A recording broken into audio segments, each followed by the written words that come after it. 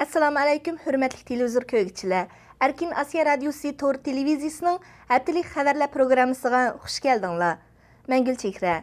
Mazkur programmamızda bugün mush bir hafta ichida radiomuzda berilgan bir qism muhim xabarlarni eslatib o'tmoqchimiz.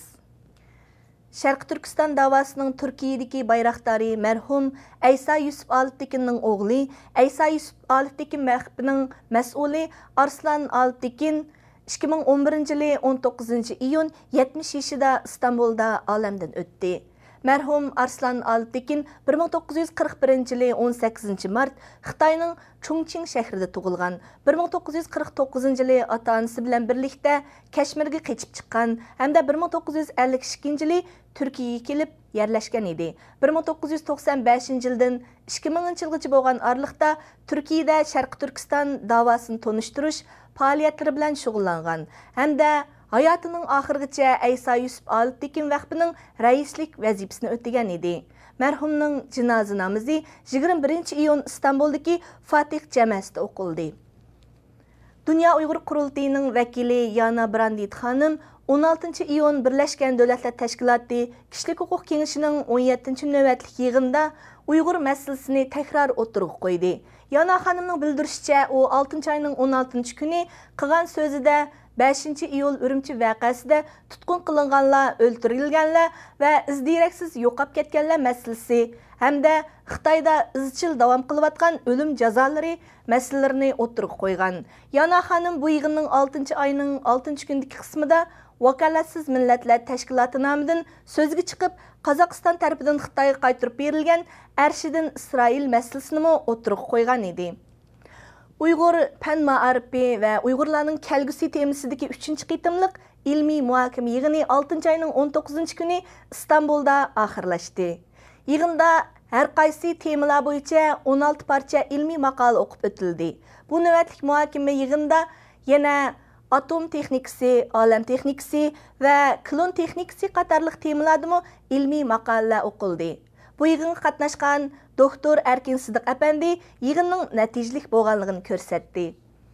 6 ayning 18 kuni Adelaide shahridagi Janubiy Avstraliya shtatlik Ko'chmanlar muzeyida Uyg'ur tarixi va madaniyati ko'rgazmasining ochilish murosimi o'tkazildi. Mushu ayning 6 kunidan e'tiboran davomlashayotgan bu ko'rgazmani Sharq Turkiston Avstraliya jamiyati, Janubiy Avstraliya hukumatining munosabatli organlari va Ko'chmanlar muzey qatorliq o'rinlarning yordamlashishi bilan tashkillagan.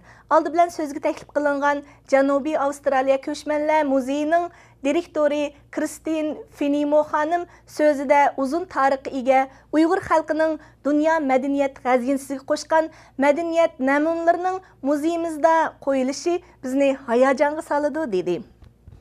3-navbatlik Dünya Sharq Turkistonliklar uchrashishi İstanbuldagi ochilish murosimidan keyin Turkiyaning Bolu shahriga qarashliq Mudurmu sayohat rayonida 20 iyun rasmiy boshlandi. Uchrashishning dastlabki kunlarida asosligi o'zaro hamkorlashish, ya'ni til, din, ma'arif, ijtimoiy va siyosiy sohalarda o'rtaq hamkorlik o'rnatish va hamkorlikni kuchaytirish alohida tashabbus qilindi. Uchrashish İstanbulga joylashgan Sharq Turkiston ma'arif va hamkorlik jamiyati tarafidan uyushtirilgan bo'lib, egilinishcha bir hafta davom qiladi ekan. 3-navbatlik Dünya Sharq Turkistonliklar uchrashishiga qatnashish uchun Turkiyaga qarab yo'lga chiqqan Pokistondagi Umar Uyg'ur vakfining mas'ullari Islomobod xalqaro aerodromida to'sib qilindi.